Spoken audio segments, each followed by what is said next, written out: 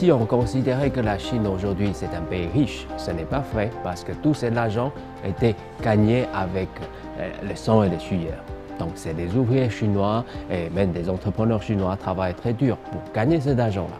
Et cet argent est resté à l'étranger sous une forme ou une autre. C'est pour éviter la crise asiatique des années 97. Donc ce n'est pas parce que les Chinois n'ont pas besoin de cet argent. Dans la société chinoise, aujourd'hui, on a encore besoin beaucoup d'investissements, on a encore besoin beaucoup de dépenses. Est-ce qu'on peut utiliser cet argent pour prêter main forte aux pays européens ou est-ce que le gouvernement chinois peut faire ça sans consulter leur peuple? Ça, c'est une question. On dit souvent que voilà, c'est un régime autoritariste, donc c'est pas grave. Si les dirigeants ont l'intention de faire ça, on peut le faire. Ici, on voit une première ironie. On demande les Chinois d'être démocratiques quand on veut le critiquer. Alors quand on veut leur demander l'argent, on ne demande pas de passer par un processus démocratique. Donc ça, c'est une ironie ou c'est une hypocrisie à la façon occidentale. Ça, on ne discute pas.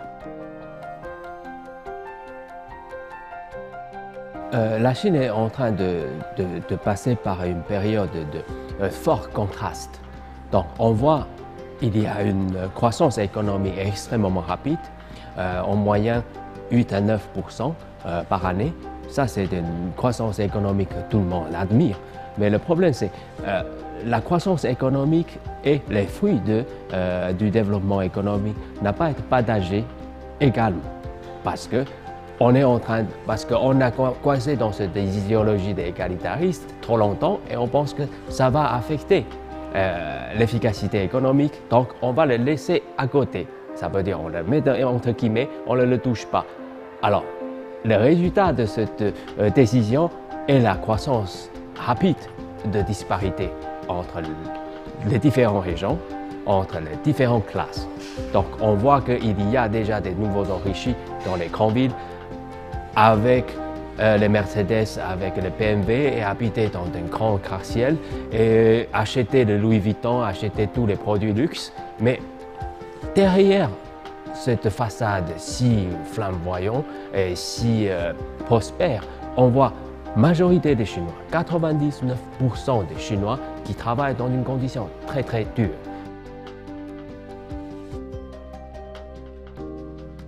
Le gouvernement chinois, après la réforme de 1979, ils ont petit à petit perdu leur légitimité idéologique. C'est des idées marxistes de garder une égalité entre le peuple, entre les différentes classes. Alors, puisqu'on veut se développer, on a essayé de convaincre le peuple que voilà, l'idée d'être toujours égal, ce n'est pas efficace.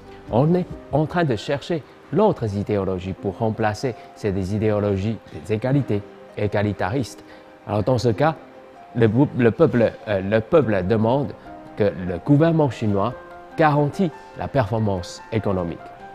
Si toutes les choses et tous les problèmes de légitimité qui concentrent seulement dans la performance économique, la société devient instable parce qu'il n'y a pas l'autre chose qui est plus solide, qui est plus transcendante pour soutenir la union de cette société.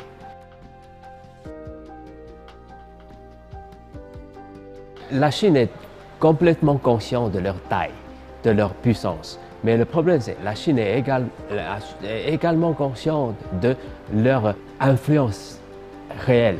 Les Chinois sont très attentifs et très sensibles sur ce sujet parce qu'eux, ils savent que la majorité de pays le voient comme une grande puissance éventuelle, menace militaire. Mais les Chinois savent que voilà, au sein de leur propre pays, il y a encore une grande disparité à régler. Je pense que les Chinois sont très réalistes, pragmatistes. Ils vont penser avec la façon beaucoup plus progressiste, beaucoup plus lentement, mais ils ne vont pas être très vite, très rapidement gonflés de cette image qu'on est déjà de puissance mondiale, numéro 2 mondiale en termes économiques. Bon, non, je ne pense pas que les Chinois déjà pensent comme ça, mais pour eux, c'est évident que dans la région où ils se situent, ça veut dire l'Asie de l'Est, ils ne peuvent pas tolérer l'autre hégémonie venue de l'extérieur pour leur dicter qu'est-ce qu'il faut faire. Donc ça, on voit déjà que la Chine commence à être un petit peu plus dure dans sa région. Mais en dehors de l'Asie de l'Est, la Chine parle très rarement.